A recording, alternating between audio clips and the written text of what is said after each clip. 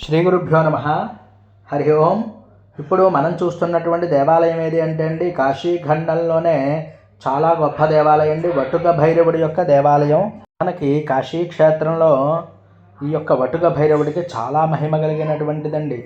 ఈ భైరవతత్వం ఏమిటి, దీని యొక్క వివరణ తెలుసుకుందాం. కాశీ క్షేత్రం మొత్తం కూడా భైరవ శక్తితో నిండిపోయి ఉంటుంది. ఈ క్షేత్రాధిపతి స్వయంగా కాలభైరవుడు. ఆయనే కాశీ యజమాని, కాశీ పాపనాశకుడు. ఆయన అనుబంధ బాల స్వరూపమే ఈ యొక్క వటుక భైరవుడు.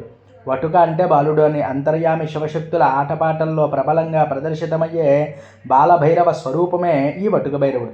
కాలభైరవుని అవతారం వెలువడినప్పుడు సర్వలోక రక్షణ కోసం శివుడు అనేకమైనటువంటి ఉపభైరవుల్ని సృష్టించాడు అని చెప్పి కాశీఖండం కూడా చెప్తోంది.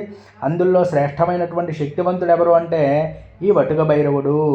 ఈ యొక్క వటుక భైరవుడు భయరహితమైనటువంటి శౌర్యం, అలాగే ఆటపాటల సరస్యం, అశేష శక్తులను గ్రహించే తేజస్సు అన్నీ కూడా నిండి ఉంటాయి. ఇంకా పేర్లు ఏముంటాయి అంటే ఈయనకి క్రీడా భైరవుడు అంటారు, బాలభైరవుడు అంటారు, వటుక భైరవుడు అని కూడా పిలుస్తూ ఉంటారు. కాశీ ఖండంలో భైరవ మండలాలు, భైరవ పీఠాలు, భైరవ లింగ స్థలాలు స్పష్టంగా పేర్కొన్నాయి. కాలభైరవుని శక్తిని అనుభూతి చెందించే దేవాలయాల్లో వటుక భైరవుల దేవాలయం కూడా చాలా ముఖ్యమైనది. కాశీ వచనాల్లో కూడా ఈ విధంగా చెప్పబడుతోంది.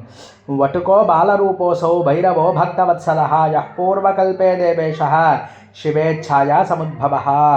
వటుక భైరవుడు శివుడు చిచ్ఛేచ్ఛతో పూర్వకల్పంలో బాలరూపంలో అవతరించాడు. ఆయన భక్తవత్సలుడు అని చెప్పబడుతోంది.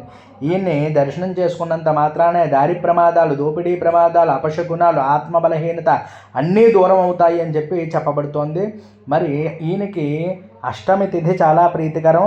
తప్పకుండా వెళ్ళి ఈ స్వామిని అయితే దర్శనం చేసుకోండి.